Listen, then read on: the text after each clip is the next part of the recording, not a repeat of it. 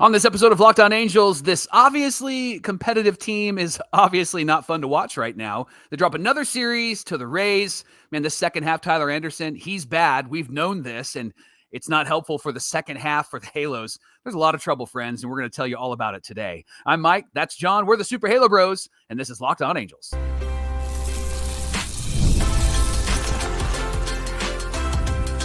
You are Locked On Angels, your daily Los Angeles Angels podcast. Part of the Locked On Podcast Network, your team every day. Hey, thanks for making Locked On Angels your first listen of the day. You can find us anywhere you get your podcasts, including Apple Podcasts, Spotify, and SiriusXM by searching Locked On Angels. And if you'd like to get back to the Super Halo Bros for all the Super Halo content, leave us a rate and a review on Apple Podcast. Hit that thumbs up on YouTube, maybe that subscription button as well. We're almost at 10,000 subscribers. And while you're here, leave a comment. It's one of the best ways to get in touch with John and I and be a part of the conversation. And before we go any further, we want to invite you to join us at the second annual Logan O'Hoppe All-Star Bowl, Sunday, September 7th from 5 p.m. to 8:30 p.m. You can help us raise some support for the YMCA of Orange County. Get your ticket by clicking the link in the episode description, and make sure when you check out, use the promo code HaloBros. It'll give you a discount. You're welcome. Join us at the Logan O'Hoppe All-Star Bowl Sunday night, September 7th, starting at 5 p.m. We'll see you there. Thanks for being here for this episode of Locked On Angels, where it's your team every day. You've got the Frisch brothers here with you, a.k.a. the Super Halo Bros. My name is John, and that's my brother Mike. And my name is Mike, and that's my brother John. Hey, we're here talking Angels baseball with you 5 days a week. On today's show, will Kenley Jansen be back next year? Who do the Halos move around in the minor leagues and specifically to AAA? Why does that matter? Who were they? Some big names in there. We'll talk about them. But first, Mike, let's give our everydayers the takeaways from yesterday's game against the Rays. Angels dropped the series. They dropped the game 5-4. Let's talk about everything they need to know about this game from Wednesday afternoon. Yeah, first takeaway, in the words of Tyler Anderson after his last start, it's the same expletive start for 16 starts. Like he just hasn't been good, right? And again, yesterday wasn't good. Yeah. 4 innings, 5 hits, 2 Ks, 1 walk, 4 earned runs. John, 3 home runs. Yeah. 3 home runs. That's been a trend for Tyler Anderson, especially in the second half. But last few starts, he is giving up the long ball a whole lot. Yeah, and 2 of those were off Junior Caminero. You know, the 30 home run, the 30 home run guy the Angels could have received for 2 months of Shohei Ohtani, but no. Artie wanted to get that Ohtani money for 2 more months before not signing him in the offseason. Good grief. Yeah, and credit to Ray Montgomery and his decision to know when to pull Tyler Anderson from the game. You got to know when to pull. 5th inning, Connor Brogdon comes in, gets the Rays 1-2-3. Then Brock Burke, he works around a 2-out triple to keep the game tied at that point. You know, I think Connor Brogdon is one of the more underrated pickups because he was a waiver wire pickup, Mike. Yeah. And so there's somebody that they brought in, and he's been great. I know you look at the ERA for bullpen pieces, it's not always reflective of how effective they've been, but Connor Brogdon for me has been great, and as was Brock Burke. Again, like you mentioned, working around that 2-out triple to keep the game tied. Unfortunately, though, what happened? Ryan Zephyr-John gives up a leadoff go-ahead home run to Christopher Morel. This guy hadn't put the ball in play all series. Yeah. Had 7 strikeouts. Right. And then when he makes contact, he crushes the ball. Yeah. And listen, I know that the Angels are working with some of the young guys and developing this bullpen. If and when Robert Stevenson comes back, it might be Zephyr-John that actually leaves this bullpen and gets sent back down to the minor leagues. I think in terms of who has options, it's got to be Zephyr-John. That's why they sent Bachman down, right? Yep. You know, because they picked up Garcia and Chafin. Back to Tyler Anderson, Mike. Does he make it through the rest of this season, or do we go to Caden Dana or Sam Aldeguerri? What do you think? He makes it through the rest of the season. Here's why. The Angels are just going to need to eat up some innings. They did it last year. That's why they didn't trade him, right? They wanted to eat up innings. And I think that that's what they're going to do with Tyler Anderson. As long as he's healthy, they're just going to keep rolling it back out there because they're not playing for anything. They're just eating up innings. They're entertaining the fans, quote unquote, right? And so I don't think that they're going to use Caden Dana to replace anybody. If they use Caden Dana, they'll bring him up in a situation where maybe he's a bullpen guy or maybe he has a spot start. But ultimately, I think Tyler Anderson is on this roster until the end of the year. And then he leaves and you've got nothing for him. Yeah. And you're not going to give him a qualifying offer because those offers are expensive these days, right? And so it's not even worth, trying to get the draft pick there. Takeaway number 2, Mike, if Trout isn't caught looking at strike 3, perhaps he's figured out his swing. Mike Trout hit a game-tying 3-run home run in the 3rd inning, made it 4-4. And Jared Timms, our buddy over at Talkin' Halos, he needs to be on this coaching staff, because here's what he pointed out. A major reason why Trout is struggling, and he posted it on Twitter. Here's what he said. When you watch Mike Trout swing, the first movement is his hip going towards shortstop, third base side. That's why he's struggling right now. And then Jared posted a great side-by-side of what he meant. And you can see Trout's left hip is moving before everything else. Jared posted the home run from this game, and everything about his hips and body much more in line, much more uniform, as opposed to that hip flying open first. So that made the game 4-4, but the Angels completely failed to capitalize, didn't they? Yeah, that's our third takeaway. The Angels had 2 chances to take the lead and didn't do it. Bottom of the 5th, the Angels had 2 on with nobody out, and I believe you tweeted at that point, "Okay, don't screw this up." No, that was the bases loaded situation. You were tweeting all day. It was great to follow. But so there's bottom of the 5th. The Angels have 2 on, nobody out. Teodosio reaches on an infield single. He stole a base. Then Zach Neto walks, but Shawnuel grounds out for the first out. Teodosio goes to third base, and then Mike Trout strikes out, and then Taylor Ward grounds out to third base. So that was an unsuccessful inning, but what happened later was, I guess, a bit worse, right? Oh, way worse, because they were down 5-4 in the bottom of the 8th. Trout reaches on an infield single, legs one out. That was great. Ward takes a walk. Adele swings and reaches on catcher's interference. You could hear the bat hit the glove. So, Mike, against Griffin Jacks, Griffins just drive me crazy, by the way. I'm so sick of pitchers named Griffin. Bases loaded, no outs. There you go. Bottom of the 8th, you're down by 1. All you need is that tying run to cross the dish, and it's on third base. Yeah. Ohapi comes up, strikes out swinging. Rengifo comes up, strikes out swinging. Christian Moore comes up, strikes out swinging. 3 swinging strikeouts in a row. Nothing put in play, no bunt laid down to at least tie it up and get that run across. Even if you ground out to shortstop, at least you tied the game, right? Yeah.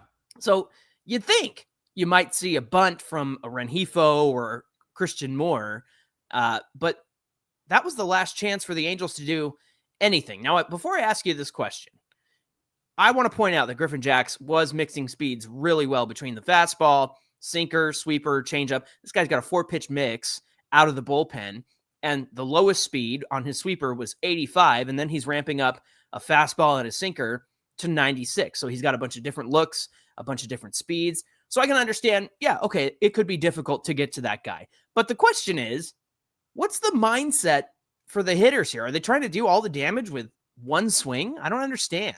Well, it's what they do when they get down late in the game and they're trying to come back. We've seen that multiple times, especially in the bottom of the 9th inning.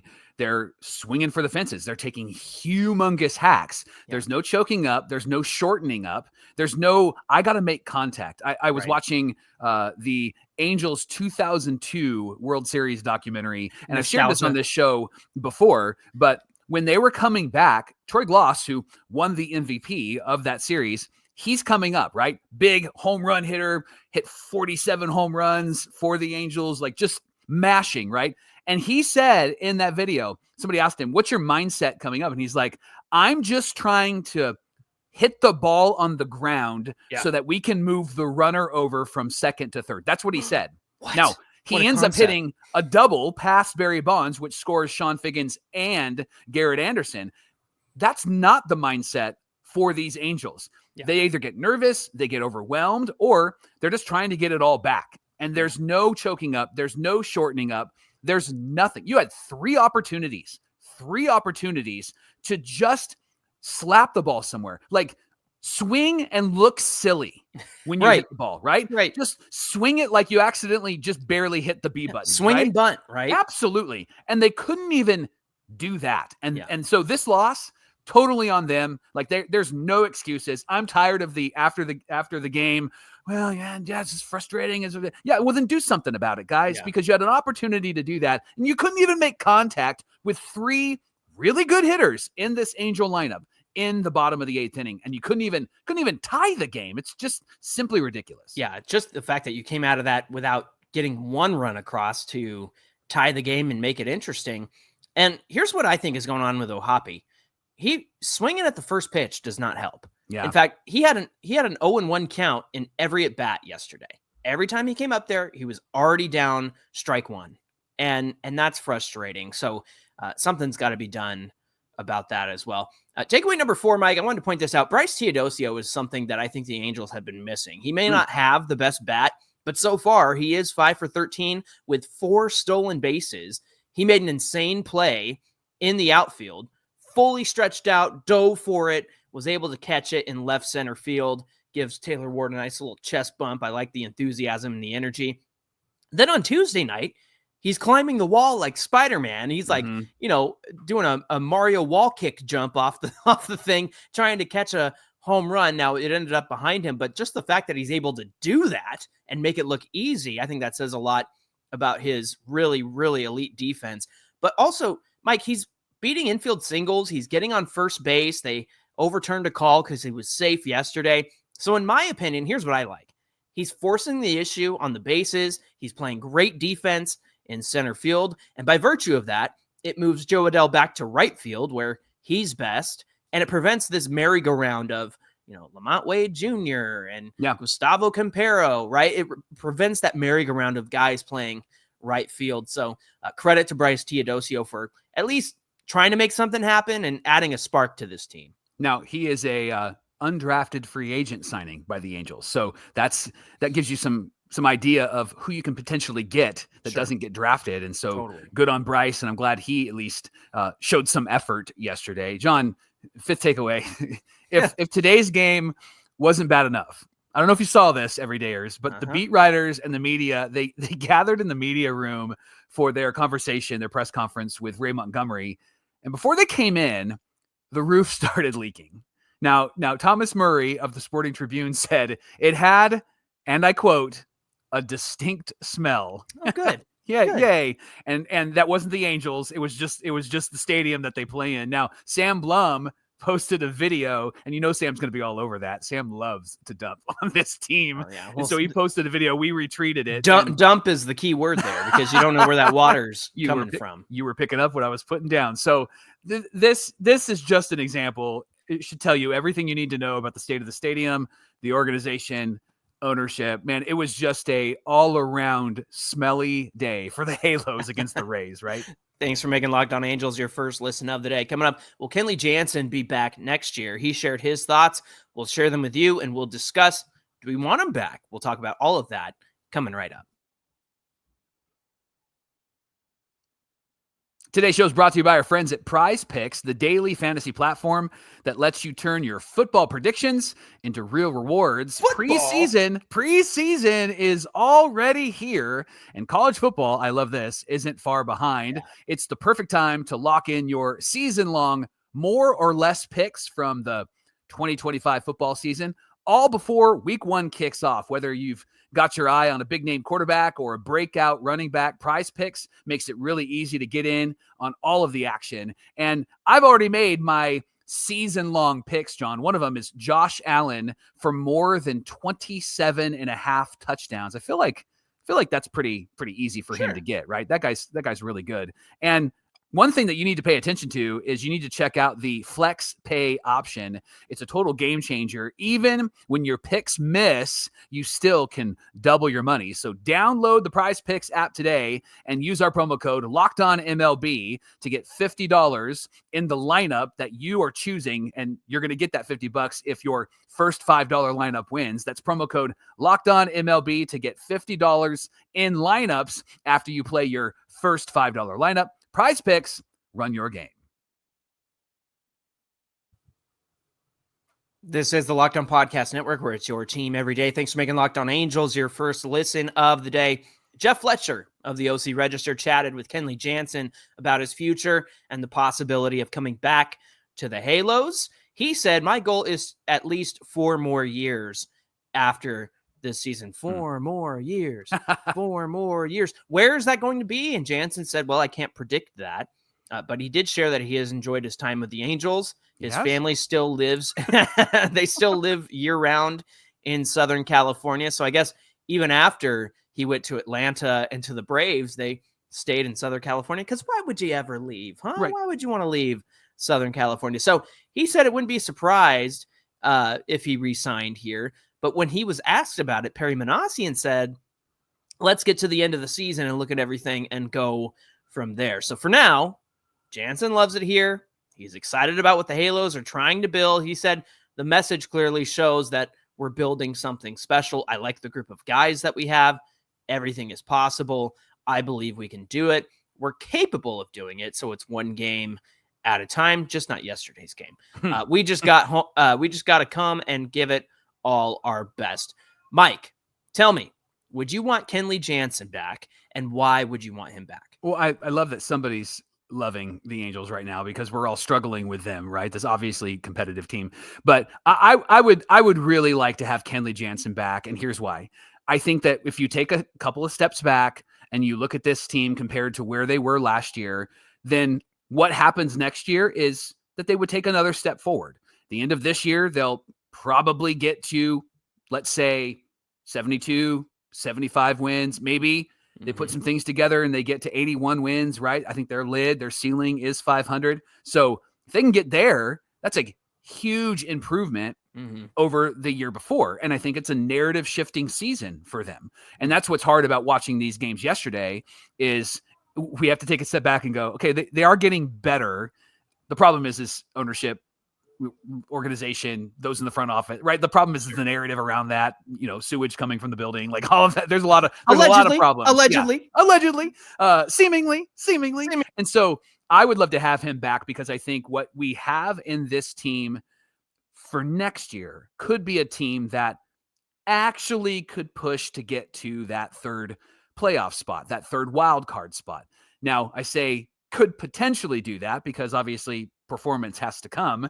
And I think if they continue to add with some of the young players, then we'll find ourselves in the running for that. And if Kenley can continue to be who he has been in his career and who he's been this year, I think his presence is going to matter. I think his leadership is going to matter.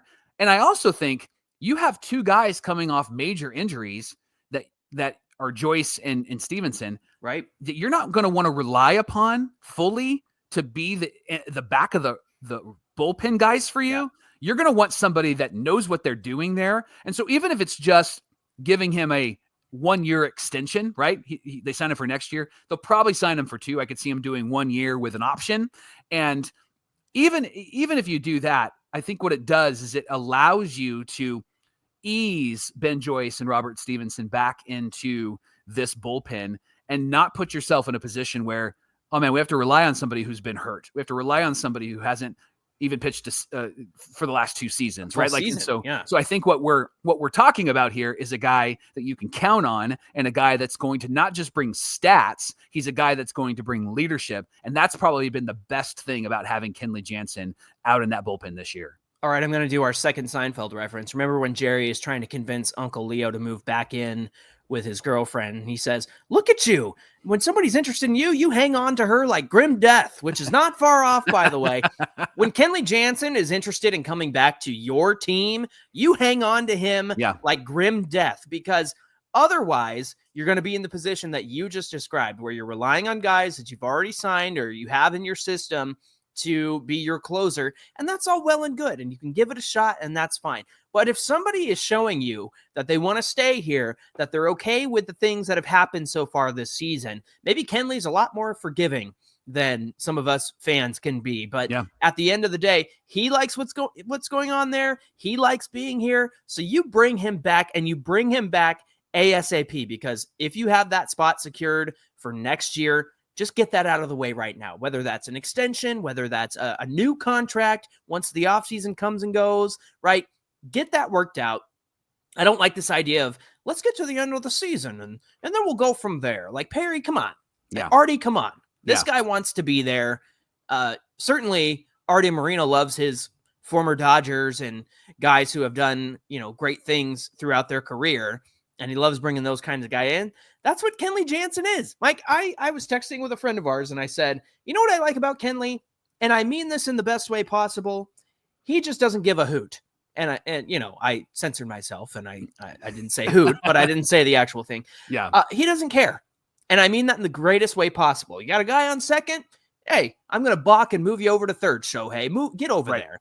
You got a guy on third base in yesterday's game? I'll get around it, right? Hey, infield, come in here. Let's talk about this, right? They're waiting for Chandler Simpson to bunt, doesn't do it, and ends up getting out of the inning.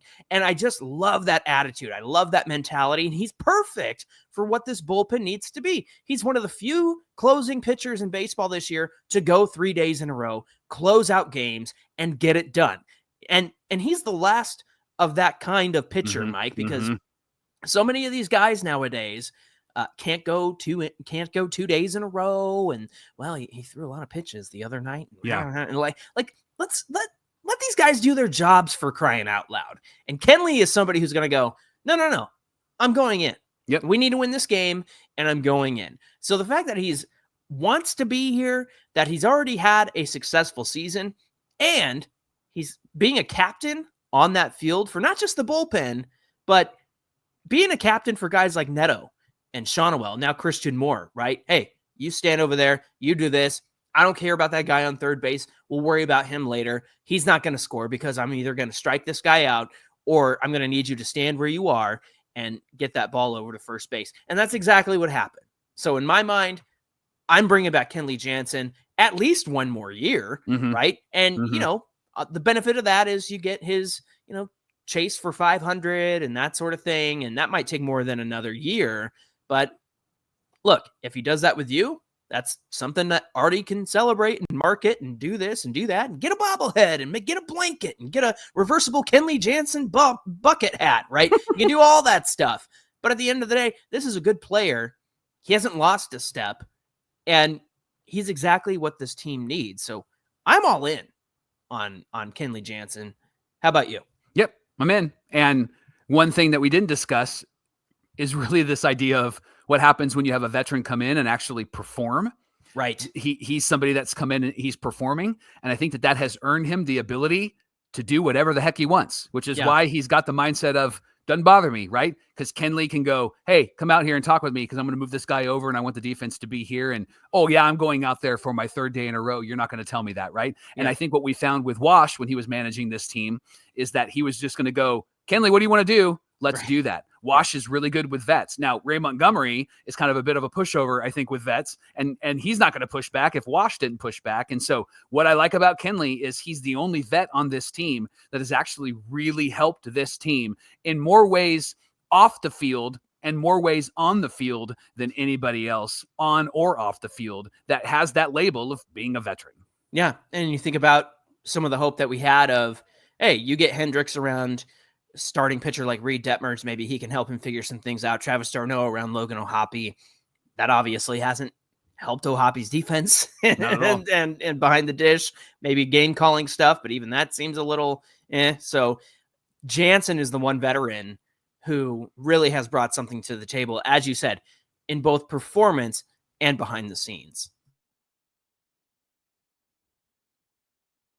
Everydayers, we've all been there. We've logged on early, waiting forever for our concert tickets to go on sale, only to lose out to maybe a bot because it took your spot in the lineup or you lost the feed or something happened, right? Live music should be about making memories, not dealing with the stress of ticket shopping, and that's why you need Gametime. They make it really easy for getting concert tickets faster, and they make it really cheap for you. Prices actually drop the closer you get to showtime, and you can save up to 60% off with their last minute deals. With Gametime, you're going to see the price and then you're going to pay that price. There's no hidden fees. And if you're worried about if plans change, Gametime has the Gametime guarantee. They got your back with cancellation protection and so much more. So take the guesswork out of buying concert tickets and going to shows with Gametime. You can download their app right now. Use our promo code LOCKEDONMLB. You're going to get $20 off your first purchase. Some terms apply. So again, download the app and use our promo code LOCKEDONMLB for $20 off your first purchase.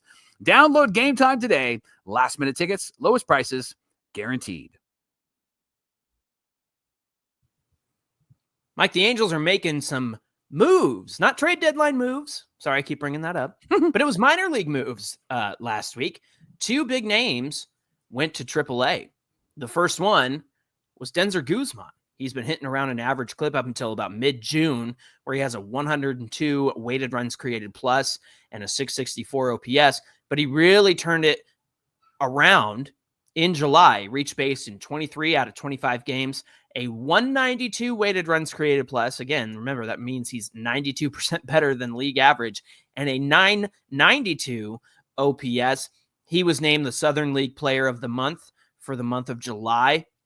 He had 333, had a 440 on base, and a 580 slugging percentage. A 199 weighted runs created plus. Wow. Nine doubles, 1 triple, 3 home runs, a 19% K rate, and a 13% walk rate. Taylor Blake Ward, not only Locked On Angels Hall of Famer, but he also does a great job covering the Angels from all aspects. He said Denzer's glove will get him to the bigs, but the bat will dictate what he does and how long he stays. Now, who was the other player who moved around? Somebody we talk about a lot that fans know of, and that's Nelson Rada. He had a 123 weighted runs created plus with Rocket City, slashed 272 with a 380 on base and a 332 slugging. He doesn't have power, but he does have a really good bat, and he's quick. In AA, he had 34 stolen bases, was caught 12 times, but that'll improve. Remember, he's 20 years old. He's going to be 20 years old in less than 20 days. And so these are 2 names, John, that are intriguing. And I think the question is, are we going to see Denzer and Nelson Rada in the major leagues this year, or is it more likely that we'll see them during spring training? What do you say? I say spring training, because you can't make, I don't know, you have your 40-man roster, right? And so you would obviously have to open up some spots for that. But at the same time, I think it'd be a lot of fun to see them come up. But I'm willing to wait until spring training before any of that stuff happens. But again, these are 2 of the bigger names in the Angels minor league system. I am happy that they weren't part of a deal at the trade deadline. And you have often said, Mike, don't mortgage the future for right now, especially this season. And the trades that they did make to get Luis Garcia and Andrew Chafin, not terrible, not costly. And even Oswald Peraza, right? Peraza's got years of control. They're trying to figure out if they can make something happen with his bat.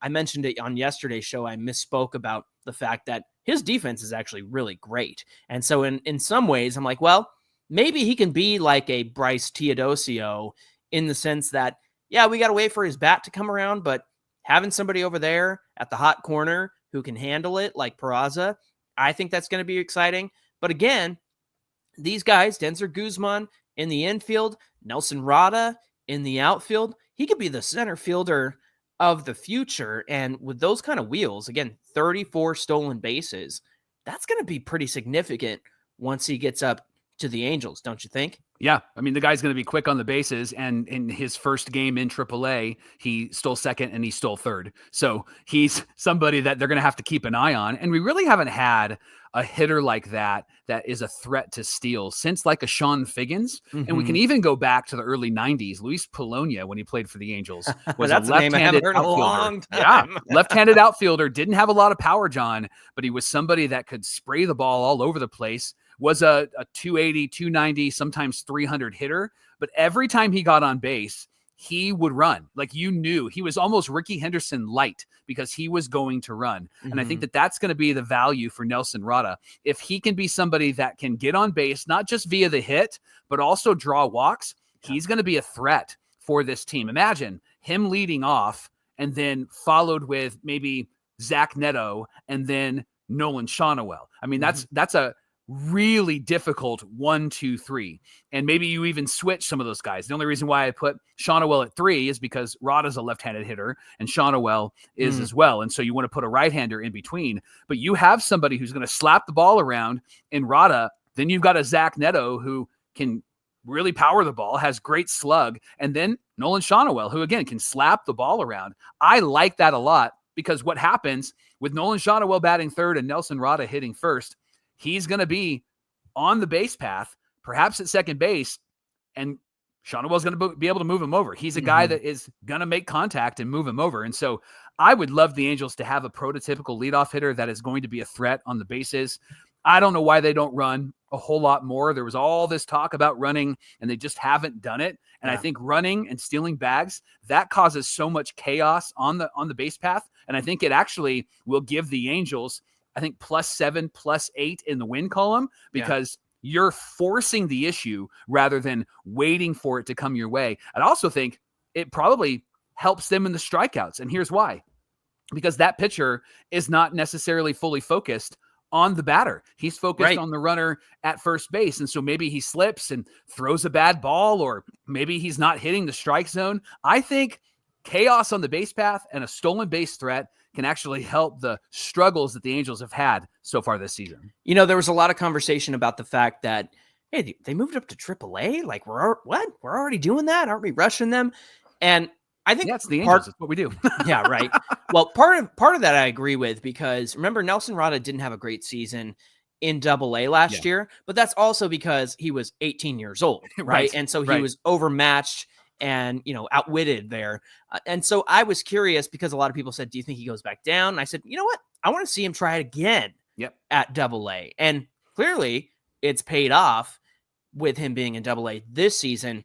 I think my one caveat, though, Mike, is I would have liked to have seen him finish out the season at AA, just so you have a large sample size of a full season's worth of games at AA to see what he can do. But I think the caveat here is that by moving Denzer Guzman and Nelson Rada up to AAA, you get them against guys who could be in the major leagues or were in the major leagues. Like, think about, I don't know, Johnny Cueto, right? Like he's somebody, he's not in the league anymore, but if he were to be on a roster right now and he's not starting for anybody, he would be waiting in the wings in AAA to get called up. But in the meantime, he's a veteran who needs to stay, in baseball shape. Those are the kind of guys that they're facing right now. So it's guys who have been there before or could be there right now.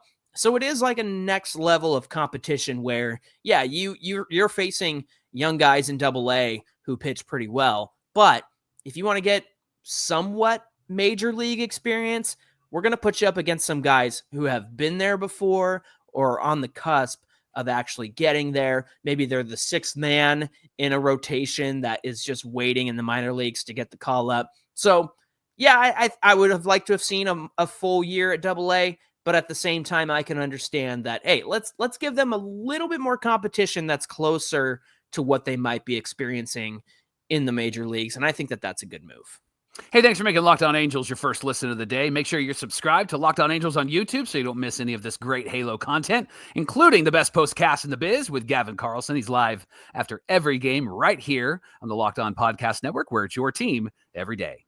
Hey, be sure you give us a follow at Locked On Angels. Connect with Mike and I on Twitter, at Instagram, at Super Halo Brothers. You're going to want to do that because what do we have on deck for tomorrow's show, Mike? It's a Fan Mail Friday, so we get to hear from you. You get to dictate the show, control the show. You can comment, you can DM us, or you can call us and leave us a 30-second voicemail, 714-409-6396. Love to hear from you on Fan Mail Friday tomorrow on Locked On Angels. Yeah, mercifully, the Angels have a day off. They're headed to Detroit Friday night.